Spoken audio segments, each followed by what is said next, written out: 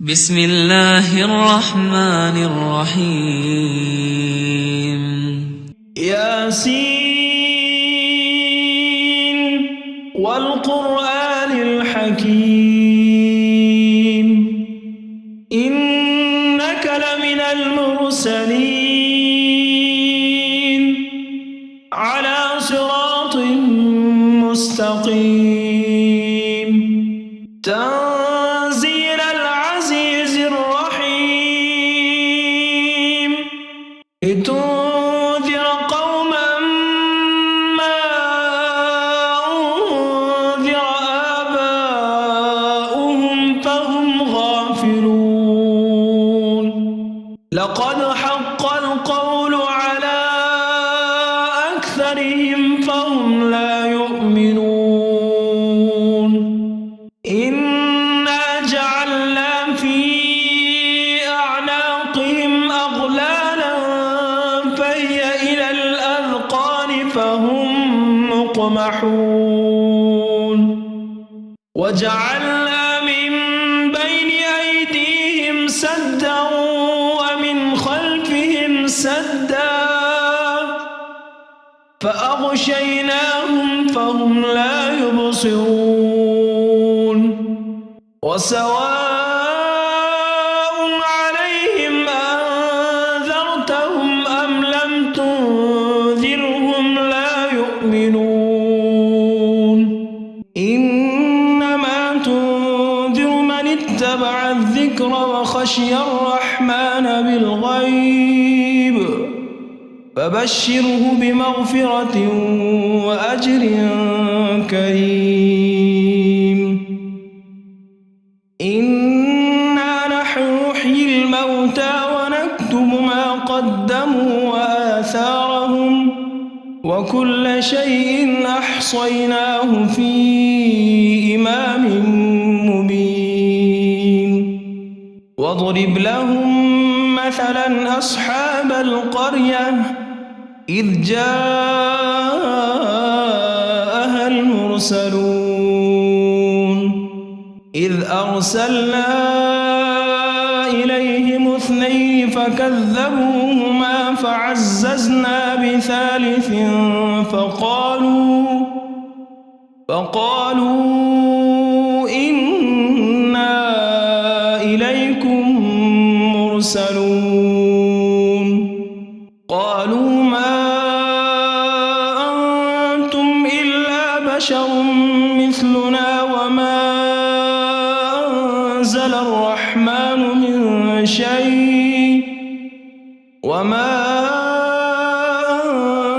الرحمن من شيء إن أنتم إلا تكذبون قالوا ربنا يعلم إنا إليكم لمرسلون وما علينا إلا البلاغ المبين قالوا إنا تطيرنا بكم لئن لم تنتهوا لنرجمنكم وليمسنكم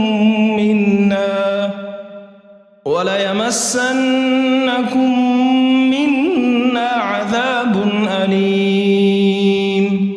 قالوا طائركم معكم أئن ذكرتم بل أنتم قوم مسرفون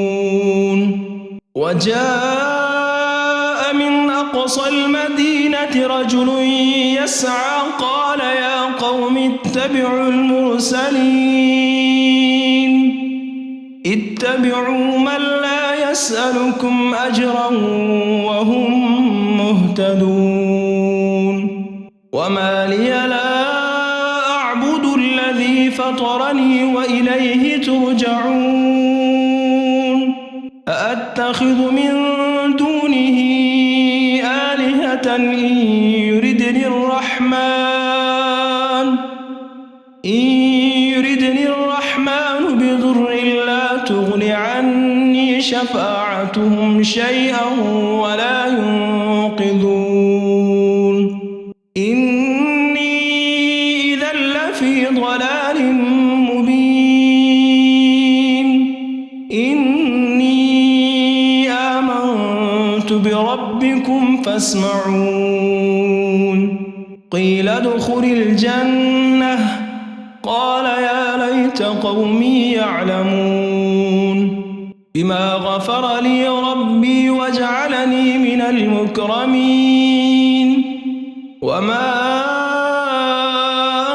أنزلنا على قومه من بعده من جند من السماء وما كنا منزلين إن كانت إلا صيحة واحدة فإذا هم خامدون يا حسرة على العباد ما يأتيهم من رسول إلا كانوا به يستهزئون ألم يروا كم أهلكنا قبلهم من القرون أنهم إليهم لا يرجعون وإن كل لما جميع لدينا محضرون وآية لهم الأرض الميتة أحييناها وأخرجنا منها حبا فمنه يأكلون وجعلنا فيها جنات من نخيل وأعناب وفجرنا فيها من العيون ليأكلوا من ثمره وما عملته أيديهم أفلا يشكرون سبحان الذي خلق الأزواج كلها مما تنبت الأرض ومن أنفسهم ومما لا يعلمون وآية لهم الليل نسلخ منه النهار فإذا هم مظلمون والشمس تجري لمستقر لها ذلك تقدير العزيز العليم والقمر قدرناه منازل حتى عاد كالعرجون القديم لا الشمس ينبغي لها أن تدرك القمر ولا الليل سابق النهار وكل في فلك يسبحون وآية لهم أنا حملنا ذريتهم في الفلك المشحون وخلقنا لهم من مثله ما يركبون وإن نشأ نغرقهم فلا صريخ لهم ولا هم ينقذون إلا رحمة منا ومتاعا إلى حين وإذا قيل لهم اتقوا ما بين أيديكم وما خلفكم لعلكم ترحمون وما تأتيهم من آية من آيات ربهم إلا كانوا عنها معرضين وإذا قيل لهم أنفقوا مما رزقكم الله قال الذين كفروا للذين آمنوا أنطعم من لو يشاء الله أطعمه إن أنتم إلا في ضلال مبين ويقولون متى هذا الوعد إن كنتم صادقين ما ينظرون إلا صيحة واحدة تأخذهم وهم يخصمون فلا يستطيعون توصية ولا إلى أهلهم يرجعون ونفخ في الصور فإذا هم من الأجداث إلى ربهم ينسلون قالوا يا ويلنا من بعث بعثنا من مرقدنا هذا ما وعد الرحمن وصدق المرسلون إن كانت إلا صيحة واحدة فإذا هم جميع لدينا محضرون فاليوم لا تظلم نفس شيئا ولا تجزون إلا ما كنتم تعملون إن أصحاب الجنة اليوم في شغل فاكهون هم وأزواجهم في ظلال على الأرائك متكئون لهم فيها فاكهة ولهم ما يدعون سلام قولا من رب رحيم وامتازوا اليوم أيها المجرمون ألم أعهد إليكم يا بني آدم ألا تعبدوا الشيطان إنه لكم عدو مبين وأن اعبدوني هذا صراط مستقيم ولقد أضل منكم جبلا كثيرا أفلم تكونوا تعقلون هذه جهنم التي كنتم توعدون اصلوها اليوم بما كنتم تكفرون اليوم نختم على أفواههم وتكلمنا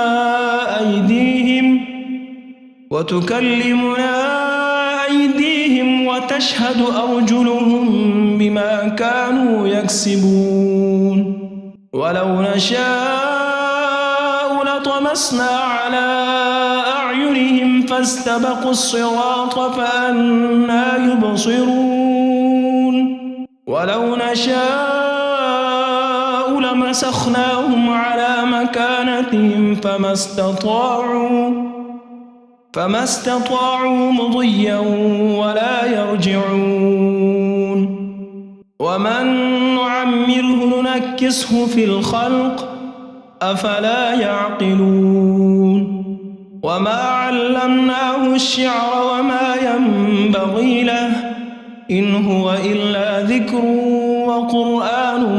مبين لينذر من كان حيا ويحق القول على الكافرين أولم يروا أنا خلقنا لهم مما عملت أيدينا أنعاما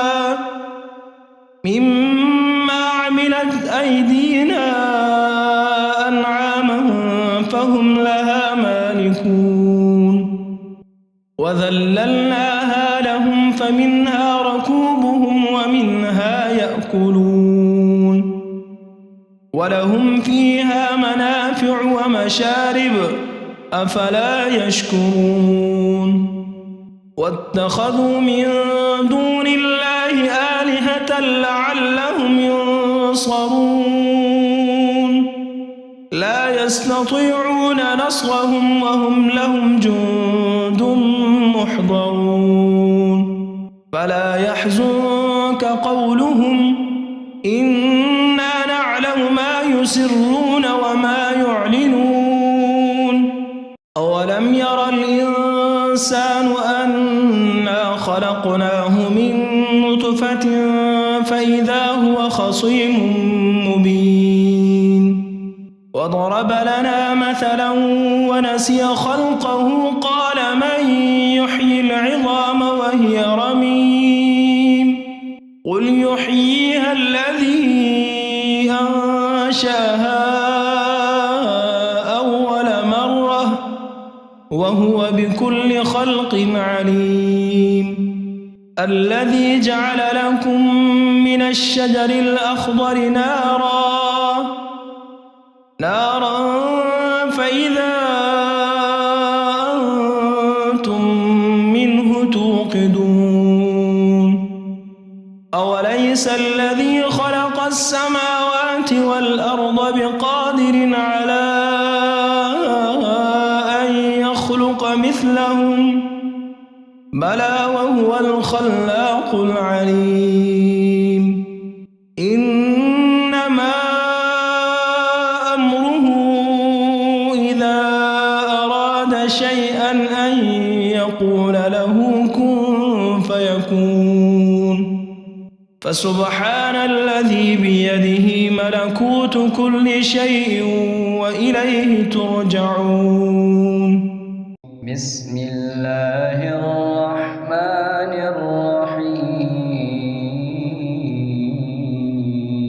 الرحيم. الرحمن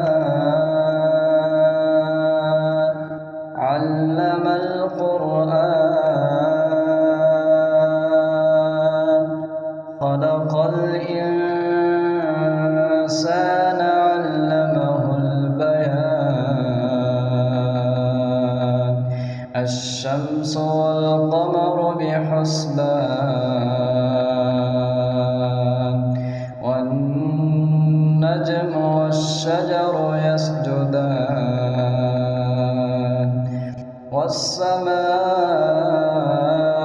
والسماء رفعها ووضع الميزان ألا تطغوا في الميزان وأقيموا الوزن بالقسط ولا تخسروا الميزان والأرض وضعها للأنام فيها فاكهة والنخل ذات الأكمام والحب ذو العصف والريحان فبأي آلاء ربكما تكذبان خلق الإنسان من صلصال كالفخار وخلق الجان من مارج من نار فبأي آلاء ربكما تكذبان رب المشرقين ورب المغربين فبأي آلاء ربكما تكذبان مرج البحرين يلتقيان بينهما برزخ لا يبغيان فبأي آلاء ربكما تكذبان يخرج منهما اللؤلؤ والمرجان فبأي آلاء ربكما تكذبان وله الجوار المنشآت في البحر كالأعلام فبأي آلاء ربكما تكذبان كل من عليها فان ويبقى وجه ربك ذو الجلال والإكرام فبأي آلاء ربكما تكذبان تكذبان يسأله من في السماوات والأرض كل يوم هو في شأن فبأي آلاء ربكما تكذبان سنفرغ لكم أيها الثقلان فبأي آلاء ربكما تكذبان يا معشر الجن والإنس إن استطعتم أن تنفذوا من أقطار السماوات والأرض فانفذوا لا تنفذون إلا بسلطان فبأي آلاء ربكما تكذبان يرسل عليكما شواظ من نار ونحاس يرسل عليكما شواظ من نار ونحاس فلا تنتصران فبأي آلاء ربكما تكذبان فإذا انشقت السماء فكانت وردة كالدهان فبأي آلاء ربكما تكذبان فيومئذ لا يسأل عن ذنبه فيومئذ لا يسأل عن ذنبه إنس ولا جان فبأي آلاء ربكما تكذبان يعرف المجرمون بسيماهم فيؤخذ بالنواصي والأقدام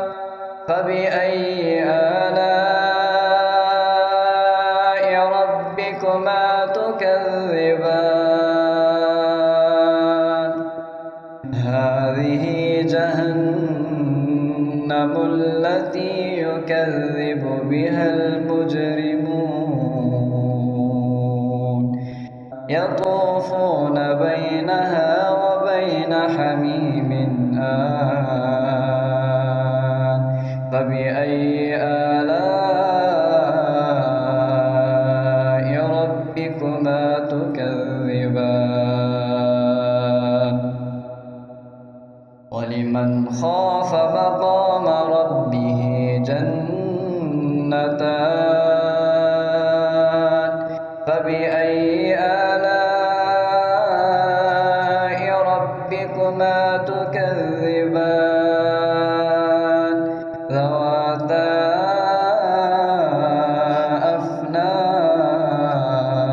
أفنان فبأي آلاء ربكما تكذبان فيهما عينان تجريان فبأي آلاء ربكما تكذبان فيهما من كل فاكهة زوجان فبأي آلاء ربكما تكذبان متكئين على فرش بطائنها من استبرق وجنى الجنتين دان فبأي آلاء ربكما تكذبان فيهن قاصرات الطرف لم يطمثهن إنس قبلهم ولا جان فبأي آلاء ربكما تكذبان كأنهن الياقوت والمرجان فبأي آلاء ربكما تكذبان هل جزاء الإحسان إلا الإحسان فبأي آلاء ربكما تكذبان ومن دونهما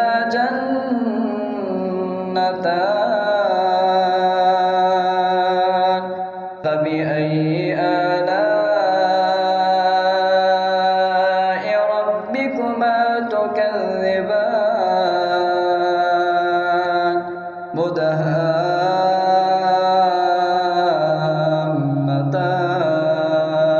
مدهامتان فبأي آلاء ربكما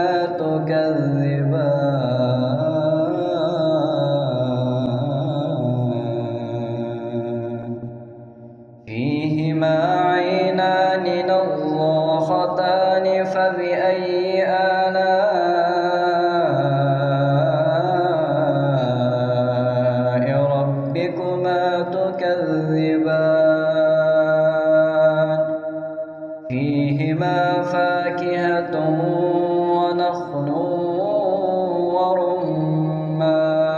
ورمان فبأي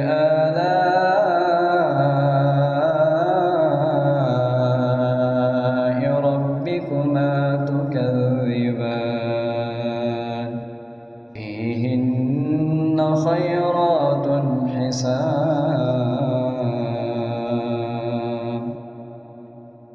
فبأي آلاء ربكما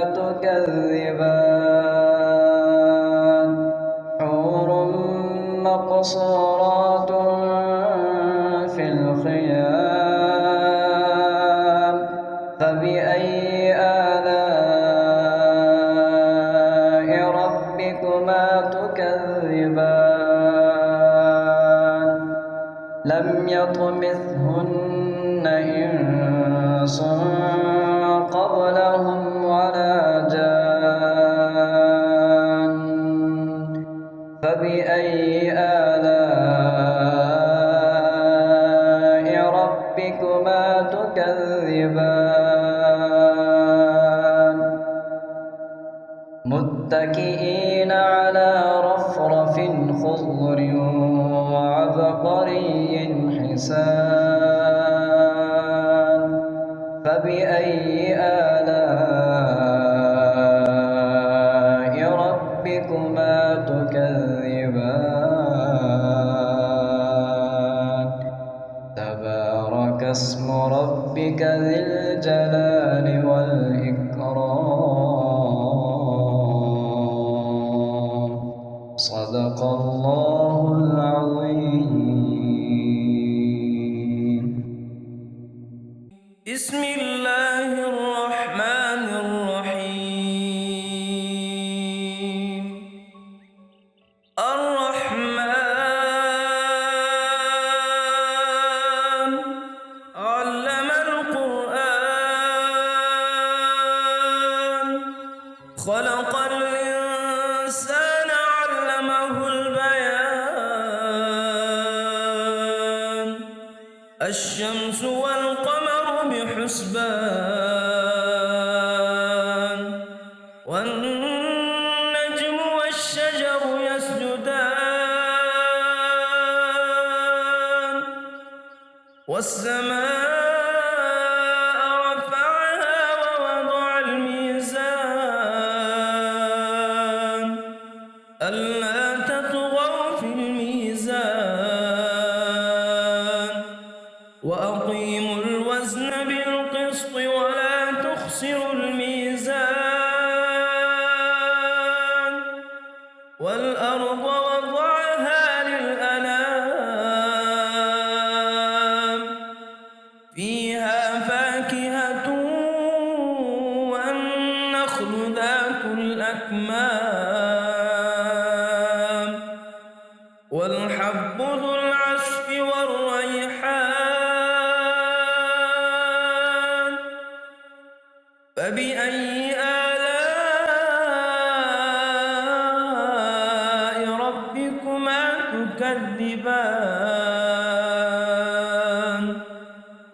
خلق الإنسان من صلصال كالفخار وخلق الجان من مارج من نار فبأي آلاء ربكما تكذبان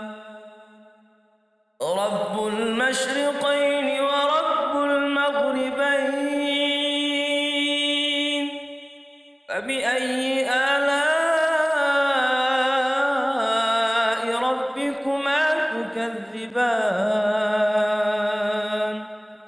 مرج البحرين يلتقيان بينهما برزخ لا يبغيان فبأي آلاء ربكما تكذبان يخرج منهما اللؤلؤ والمرجان فبأي آلاء ربكما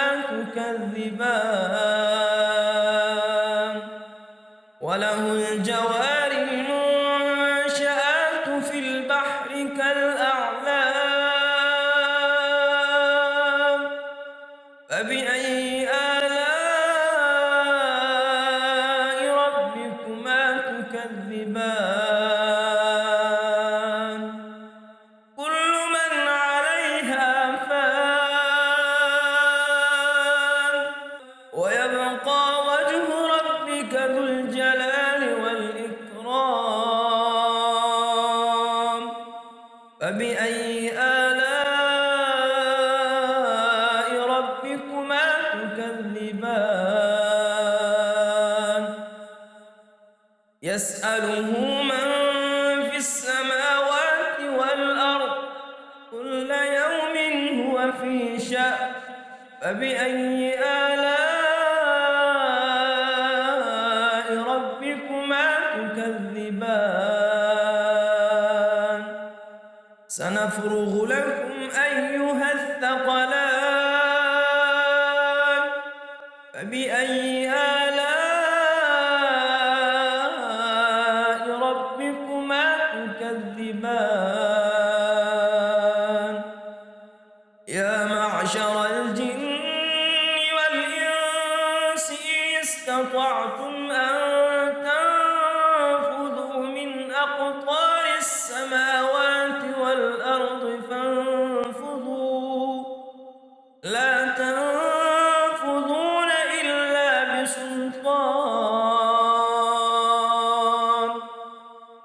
فبأي آلاء ربكما تكذبان يرسل عليكما شواظ من نار ونحاس فلا تنتصران فبأي آلاء ربكما تكذبان فإذا انشقت السماء فكانت وردة كالدهان فبأي آلاء ربكما تكذبان فيومئذ لا يسأل عن ذنبه إنس ولا جان فبأي آلاء ربكما تكذبان يعرف المجرمون بسيماهم فيؤخذ بالنواصي والأقدام فبأي آلاء ربكما تكذبان هذه جهنم التي يكذب بها المجرمون يطوفون بينها وبين حميم آن فبأي آلاء ربكما تكذبان ولمن خاف مقام ربه جنتان فبأي آلاء ربكما تكذبان ذواتا أفنان فبأي آلاء ربكما تكذبان فيهما عينان تجريان فبأي آلاء ربكما تكذبان فيهما من كل فاكهة زوجان فبأي آلاء ربكما تكذبان متكئين على فرش بطائنها من استبرق وجنى الجنتين دان فبأي آلاء ربكما تكذبان فيهن قاصرات الطرف لم يطمثهن إنس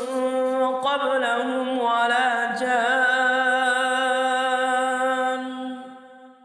فبأي آلاء ربكما تكذبان كأنهن الياقوت والمرجان فبأي آلاء ربكما تكذبان هل جزاء الإحسان إلا الإحسان فبأي آلاء ربكما تكذبان ومن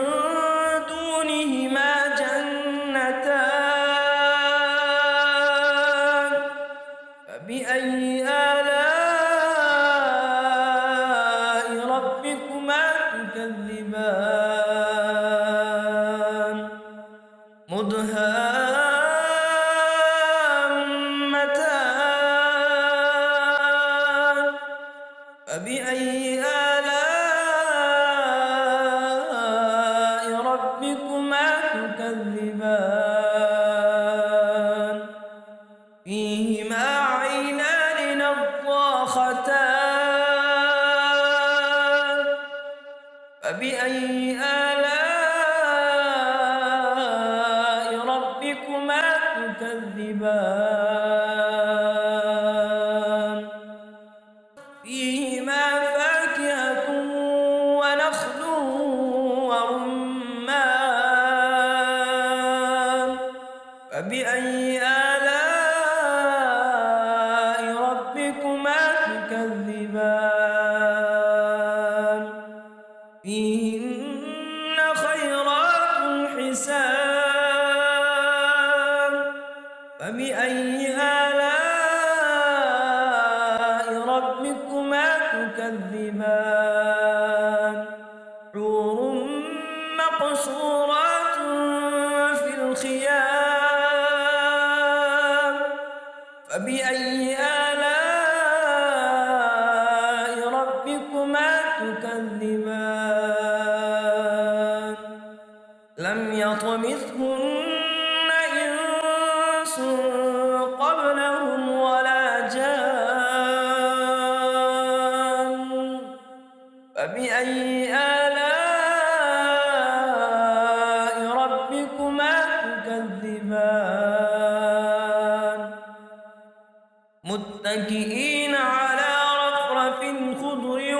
وعبقري حسان فبأي آلاء ربكما تكذبان تبارك اسم ربك ذي الجلال والإكرام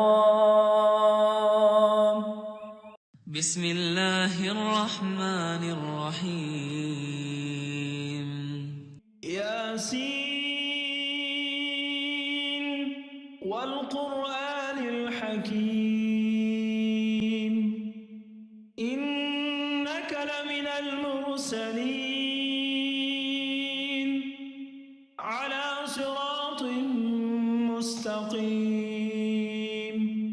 تنزيل العزيز الرحيم لتنذر قوما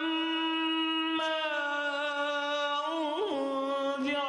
آباؤهم فهم غافلون لقد حق القول على أكثرهم فهم لا يؤمنون إنا جعلنا في أعناقهم أغلالا فهي إلى الأذقان فهم مقمحون وجعلنا من بين أيديهم سدا ومن خلفهم سدا فأغشيناهم فهم لا يبصرون وسواء عليهم أنذرتهم أم لم تنذرهم لا يؤمنون إنما تنذر من اتبع الذكر وخشي الرحمن بالغيب فبشره بمغفرة وأجر كريم إنا نحن نحيي الموتى ونكتب ما قدموا وآثارهم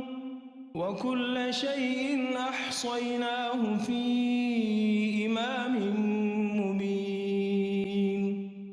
واضرب لهم مثلا أصحاب القرية إذ جاءها المرسلون إذ أرسلنا إليهم اثنين فكذبوهما فعززنا بثالث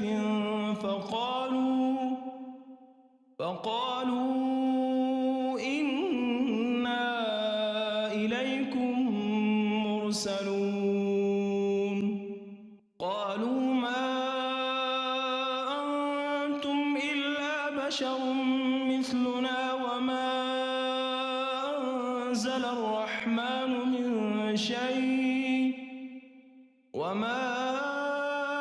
أنزل الرحمن من شيء إن أنتم إلا تكذبون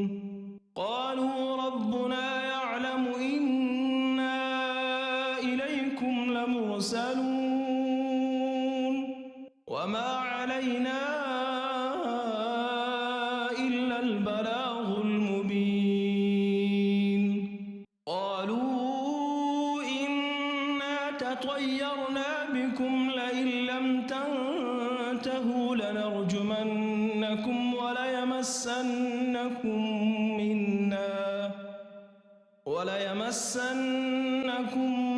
منا عذاب أليم. قالوا طائركم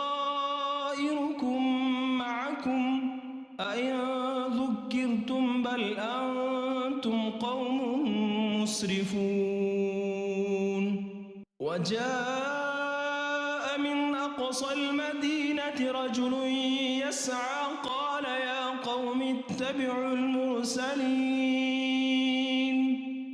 اتبعوا من لا يسألكم أجرا وهم مهتدون. وما لي لا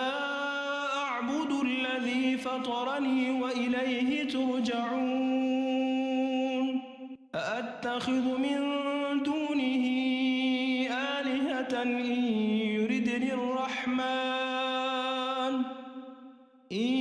يردني الرحمن بضر لا تغن عني شفاعتهم شيئا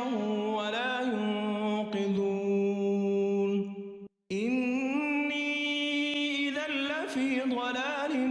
مبين. إني آمنت بربكم فاسمعون. قيل ادخل الجنة قال يا ليت قومي يعلمون. بما غفر لي ربي وجعلني من المكرمين. وما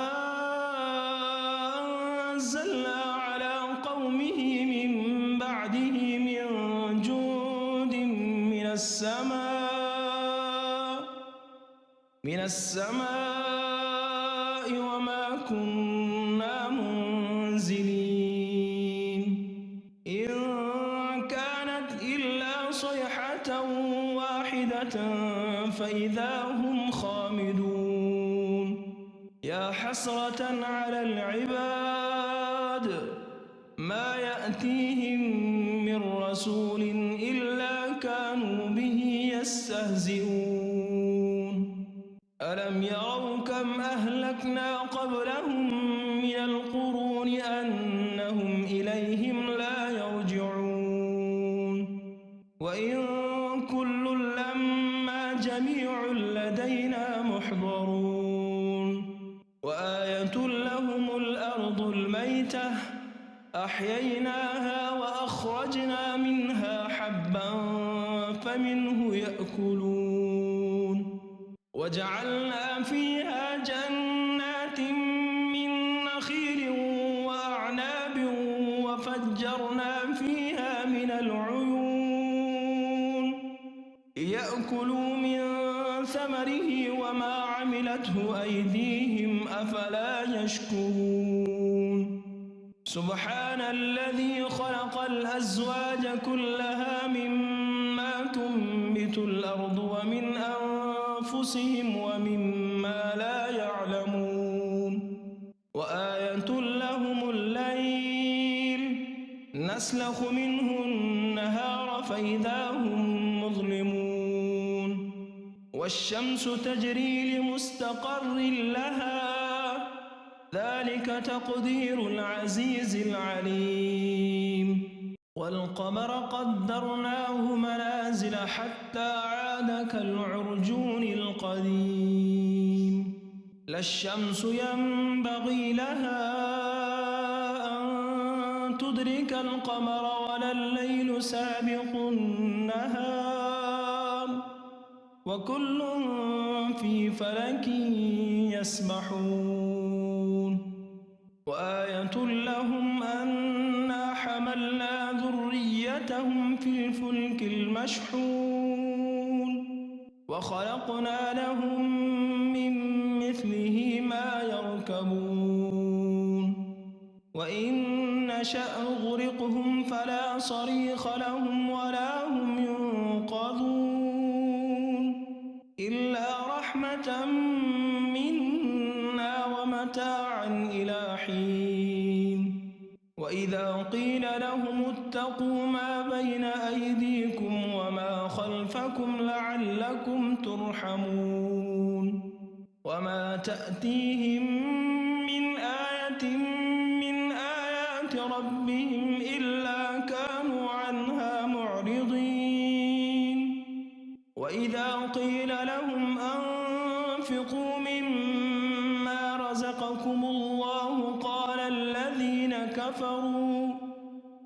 قال الذين كفروا للذين آمنوا أنطعم من لو يشاء الله أطعمه إن أنتم إلا في ضلال مبين ويقولون متى هذا الوعد إن كنتم صادقين ما ينظرون إلا صيحة واحدة تأخذهم وهم يخصمون فلا يستطيعون توصية ولا إلى أهلهم يرجعون ونفخ في الصور فإذا هم من الأجداث إلى ربهم ينسلون قالوا يا ويلنا من بعثنا من مرقدنا هذا ما وعد الرحمن وصدق المرسلون إن كانت إلا صيحة واحدة فإذا هم جميع لدينا محضرون فاليوم لا تظلم نفس شيئا ولا تجزون إلا ما كنتم تعملون إن أصحاب الجنة اليوم في شغل فاكهون هم وأزواجهم في ظلال على الأرائك متكئون لهم فيها فاكهة ولهم ما يدعون سلام قولا من رب رحيم وامتازوا اليوم أيها المجرمون ألم أعهد إليكم يا بني آدم ألا تعبدوا الشيطان إنه لكم عدو مبين وأن اعبدوني هذا صراط مستقيم ولقد أضل منكم جبلا كثيرا أفلم تكونوا تعقلون هذه جهنم التي كنتم توعدون اصلوها اليوم بما كنتم تكفرون اليوم نختم على أفواههم وتكلمنا أيديهم وتشهد أرجلهم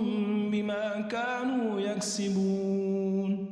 ولو نشاء لطمسنا على أعينهم فاستبقوا الصراط فأنى يبصرون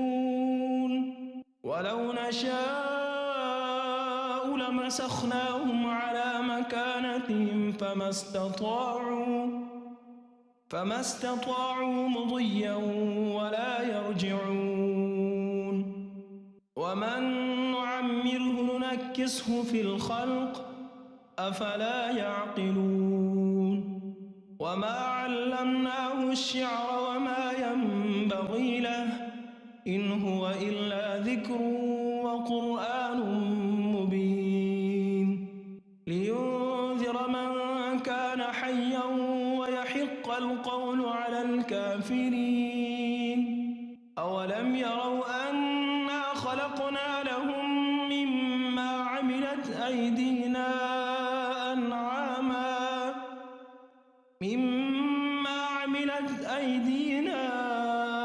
أنعاما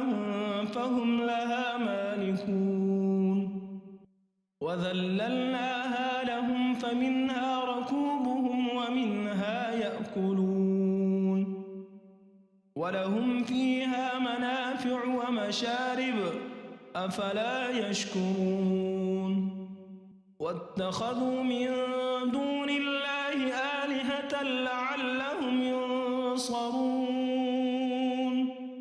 لا يستطيعون نصرهم وهم لهم جند محضرون فلا يحزنك قولهم